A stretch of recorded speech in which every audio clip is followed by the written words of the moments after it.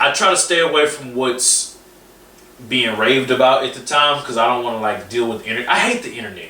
I love it, but I hate it. Right. Because I feel like the internet has allowed people to have so many opinions on things that they don't deserve to have opinions on. And that's a very messed up thing to say because I shouldn't tell somebody they don't deserve to have an opinion. No, I get you. But you get what I'm saying, right? Like, well, I give you case in point. And I was telling my buddy Justin this yesterday. I've heard all the critiques about the Rumble. Exactly. I love the Rumble. Like, from start to finish, I was totally fine with it. Because I always try to go into it with, like, I'm not booking it, so I'm not going to make any decisions about it. Whatever you choose. But the Rumble itself was pretty excellent. But there were a lot of complaints. Yeah. So if I had not seen it, I may not have watched it because of all the complaints. Exactly. But I'm watching it with, like, Ryan's here and Chelsea's here and my mom's here. My mom doesn't really watch it regularly. You know, like if it's on TV, she might flip it on, but more than likely she's not going to. Yeah. So what I found was the show made sense to a complete novice. Like if you had not watched it, she and it'd be funny because, or like Chelsea hadn't seen a few episodes recently, so she wasn't caught up. But as they were about to ask questions, or they'd ask a question, the company, the WWE would provide you the answer. Like I wouldn't even have to like. She'd be like, "What? Well, why is Roman Reigns like?" And as soon as this is why Roman Reigns,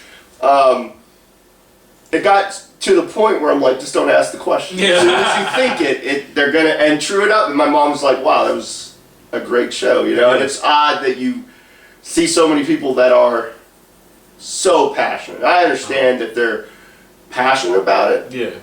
But I don't understand the criticism. Me either. Because I'm like, if you don't like it, why? Why are you watching it? Why are you investing your time? Yeah, I don't watch anything I don't want to watch. Yeah, you can invest that much time just to hate on something. Right. Like, why waste your life like that? Right. Go watch something that's gonna make you happy. You know, like don't be a wrestling fan anymore. Not that we don't want. Or go get the network and just watch. Watch all this stuff. Yeah, watch the Monday Night stuff. Yeah, you know, like do that. But like to me, it's like if you've never you're sitting on the couch, you have never done an athletic thing in your life. Right. And you're going to sit up here and compare and just be like, oh, so-and-so's not a good wrestler, or so-and-so should get an opportunity, or, like, you don't know, you know? You don't know the half of it or what it takes, or you don't know anything. So it's not like, I understand that fans have their opinions, they're entitled to their opinions, but really, like, honestly, like, and with the whole thing, like, the ranking system, you know how, like, with Dave Meltzer, like, ranking, like, matches 5 stars and stuff, like, I like it because it can serve as a reference for people to go towards matches that are good, but I hate it because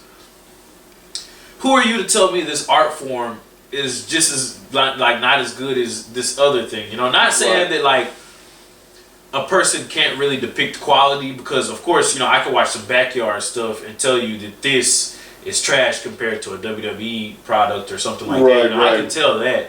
But like if it's presented with time and effort and money and thought behind it, like give it a chance. Don't be so critical. Don't be like, oh man, this sucks, or put it down so much. I feel like part of being a wrestling fan is like taking the good and the bad. Like I used to watch like Mexican wrestling. You know, I used to watch Mexican wrestling whenever it come on Telemundo, like early in the morning, just to watch for the crazy spots. You know, maybe the whole thing didn't make sense, or maybe it wasn't as high, but like I took it for what it was, you know. It was wrestling, you know. Like these guys, like they train and they spend their hard time to produce that, and all these people gather around. Right. It must be worth something to somebody. So don't crap on it and make people just like not interested in it, you know. Like I just feel like wrestling could be so much more if people don't sit down and just like put so much into it. Allow us to take you on an adventure, you know, like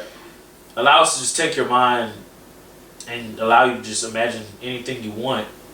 But I think some of the fault may fall on like wrestlers that aren't trained properly. Okay. Because like, you know, it's like a give and a take. You know, I can't expect these fans to feel that way about wrestling if the guys producing it aren't at a good level, you know. Right. Like, if they're presenting it as trash, then okay, I can understand that because, you know, you can't get behind that. Right. But as far as wrestling goes at a highest art form, like you know, people are raving about the Okada and Kenny Omega match. It's like, okay, these guys are on a professional level. They make great money doing what they do. Right. This is serious to, you know, the fans who come and watch it. So like, that really doesn't deserve anybody's critique to say whether it was trash or not. You know, like, enjoy it for what it is. It was a spectacle. It was great. People came together to enjoy it. So just freaking enjoy it. You know, like I can't stand whenever people are just like, oh, I don't want to go watch this because so and so, or I don't know. It goes back to the thing about me just being. I just want people to enjoy wrestling. Period. I hope you enjoyed that sample of a 1-hour conversation with the quickest kicks in the South, the bounty hunter of the reality of wrestling, Bryan Keith. Not only do we discuss our thoughts on the internet, but we discuss his 2016, his feud with Rex Andrews, battling injury, becoming a family man, some of his hopes for 2017, which include a list of guys that he would potentially like to face at Reality Wrestling, or a list of people that he'd like to face abroad. You'd be surprised at the names that he comes up with. Real fun conversation. If you'd like to hear the rest of it, please subscribe to the Offshoots Network by going to theoffshoots.podbean.com or subscribing to the Offshoots Network wherever you get your podcast needs filled. You can see Bryan Keith as well as the rest of the Reality Wrestling stars this Saturday, February 11th, as we proudly bring to you Breaking Point at the World Gym Arena.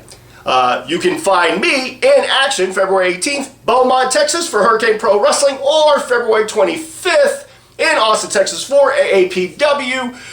If you're interested in bringing me to your neck of the woods, wherever it may be, wherever there's a show, you should have Steve DeMarco. Be sure to message me on Facebook or Twitter, wherever you'd like to find me. So, hopefully you enjoy your week. Until the next time, be cool, be sexy, be classy, be DeMarco. Later!